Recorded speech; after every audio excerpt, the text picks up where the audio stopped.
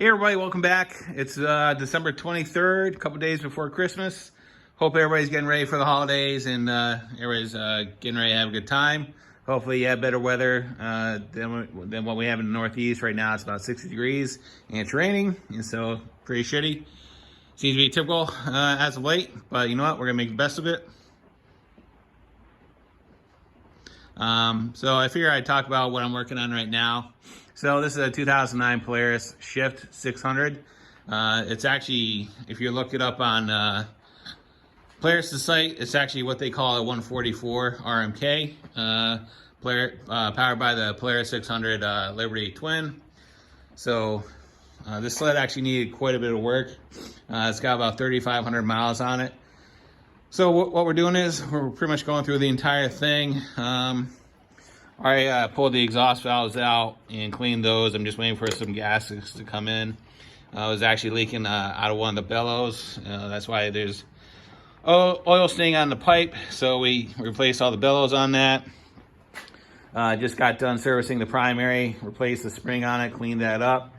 We got the secondary on the bench. We're going to talk about that in a minute. Got the skid out here, so we went through the skid. Well, we're just about done with it. It's got all new bearings on all the bogies and all the others. Waiting for slides. Those should be coming in any time now. We're also going to be replacing both shocks, and because the front track shock actually has a big dent in it, so we're going to replace that while it's out.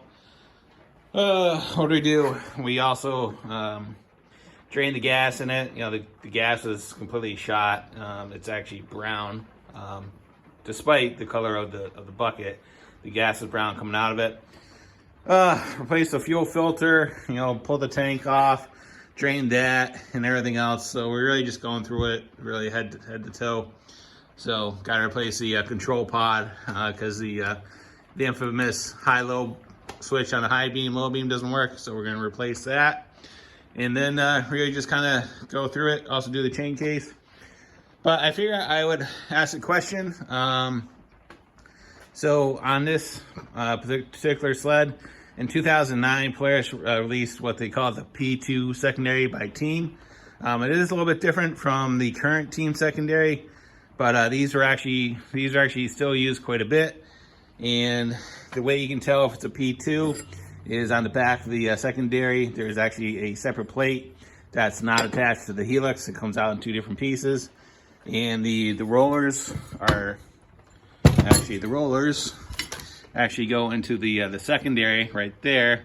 They're not attached to the common shaft, and those are the rollers right there. So the process to rebuild it is pretty similar to the team secondary, just a normal secondary, but the P2 is a little bit different. So if there's any interest on the process of the disassembly, let me know. I can record a video on it, let you guys know pretty much what you're gonna be looking at, and we go from there. But what we're doing is we're replacing the rollers, we're replacing the spring, and then we're just going through everything, cleaning everything up, and getting it back in there. So, but yeah, that's pretty much what I'm working on. So once this sled's done, we're gonna have a 2015 Polaris 155 in here, an RMK 800. We're gonna be going through that as well. So let me know if there's anything you want to see on that RMK. That will probably be posted here in a couple weeks. So yeah, so that's it. I hope everybody's having some good holidays, spend some time with their family, and be good to each other. All right. If there's any questions, comments, thoughts, concerns, go ahead and leave them in the comments box. I'll get back to you as soon as I can. And as always, thanks for watching and have a great day. See ya.